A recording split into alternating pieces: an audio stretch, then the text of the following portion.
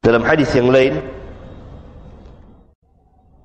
Rasulullah SAW katakan, hadis muttafaqun alaih, riwayat Bukhari dan Muslim, man ahdatha, barang siapa yang mengadakan dalam urusan kami ini, ahdath, mengadakan hal yang baru, yang tidak pernah ditetapkan oleh Rasulullah SAW, baik secara mujmal atau secara terperinci,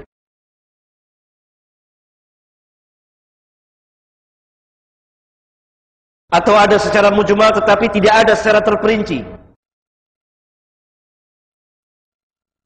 Saya ulang, baik secara mujmal garis besar maupun secara terperinci, atau secara terperinci saja walaupun mujmalnya ada.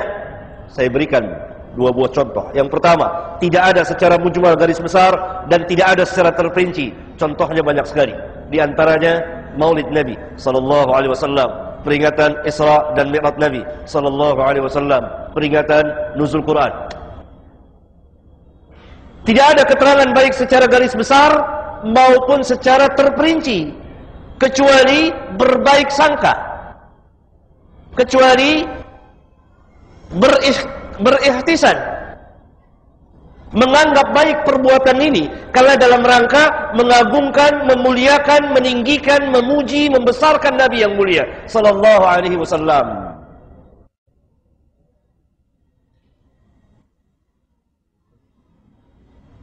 Tidak ada sama sekali keterangan sandaran baik secara garis besar maupun secara terperinci.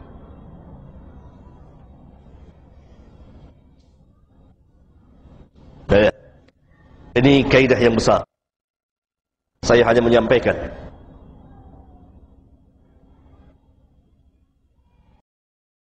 Pikirkan baik-baik. Renungkan. Tahan kemarahan, tahan emosi. Jangan marah dulu sebelum berpikir. Karena dia ilmu. Kalau dikatakan ada contohnya, ada keterangannya secara garis besar apa? Yaitu dalam hadis riwayat Imam Muslim ketika Rasulullah SAW ditanya tentang puasa pada hari Senin, beliau dikatakan fihi wulidtu wa fihi unzila alayya. Pada hari itu aku dilahirkan, pada hari itu pun diturunkan kepadaku Al-Quran. Kalau dia katakan Rasulullah SAW memperingati hari kelahirannya dengan puasa, berarti kita boleh memperingati hari kelahiran beliau. Ya subhanallah,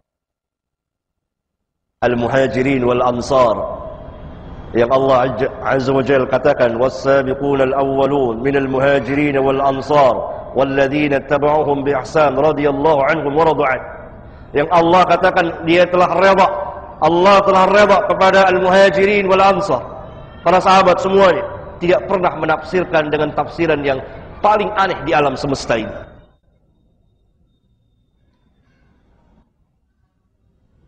Kalau betul tafsirannya seperti itu, tentu para sahabat lebih dahulu memperingati beliau. Karena tidak ada seorang pun juga, satu kaum, satu masyarakat yang sangat mentakzimkan, mengagungkan, membesarkan, memuliakan, meninggikan Nabi yang mulia sallallahu alaihi wasallam lebih dari para sahabat ridwanullah alaihim jami'an. Karena itu mereka mendapat keridhaan Allah dan kita belum mendapat keridhaan Allah kecuali kita mengikuti dengan cara yang baik. Mengikuti siapa? Walladzina was-sabiquna al-awwalun minal muhajirin wal ansar walladzina tabauhum bi ihsan. Orang-orang yang mengikuti mereka dengan kebaikan, mengikuti mereka, domir mereka itu kata ganti mereka kembali kepada al-muhajirin wal ansar. Dalam hadis itu yang dijadikan contoh oleh para sahabat as-saum, puasa pada hari Senin.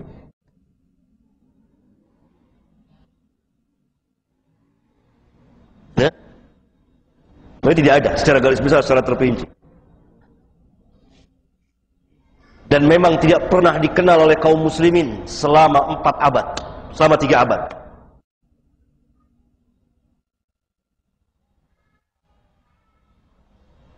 Contoh yang kedua, ada secara garis besar, tidak ada secara terperinci. Seperti zikir berjamaah. Saya memimpin zikir pada hari ini sekarang, misalnya saya mengucapkan lafaz-lafaz yang saya ambil dari hadis-hadis Rasulullah sallallahu alaihi wasallam.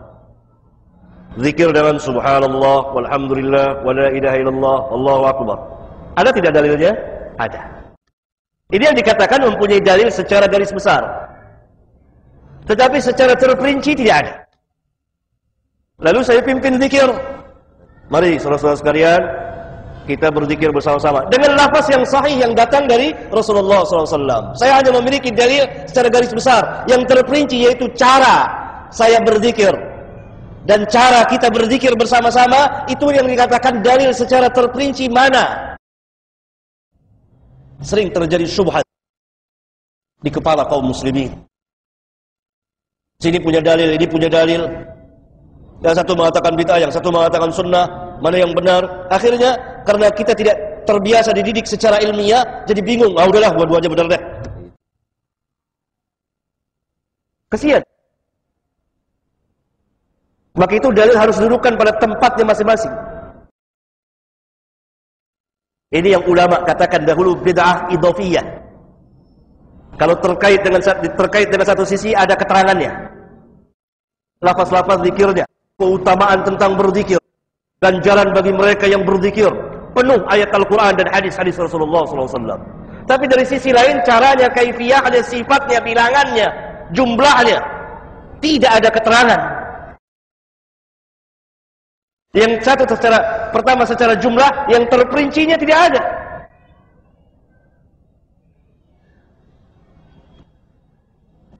Nah, bagi kita yang tidak tahu tentang qawaidus syara', kaidah-kaidah agama yang patut dipelajari oleh setiap muslim, ketika dia bertanya, mana dalilnya? Disodorkanlah ayat-ayat Al-Quranul Karim. Al-Quranul Karim yang memerintahkan, yang menganjurkan berzikir dengan sejumlah keutamaannya. Demikian juga dari hadis-hadis Rasulullah SAW. Ini dalil. Lalu sebagian kaum muslimin menganggap betul ini. Ini dalilnya ada Bukhari Muslim. Padahal ada satu masalah lagi. Apanya? Kaifiyahnya, caranya. Kalau si muslim ini tahu tentang kaidah-kaidah agama, dia akan tanya, bukan itu yang saya tanyakan kepada saudara.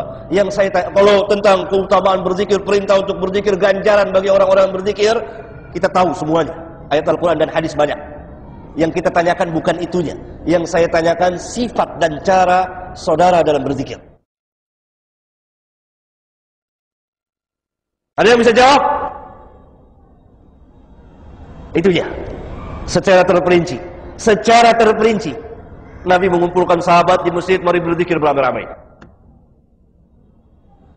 Kalau tidak ada, siapa yang mengajarkan kepada kita?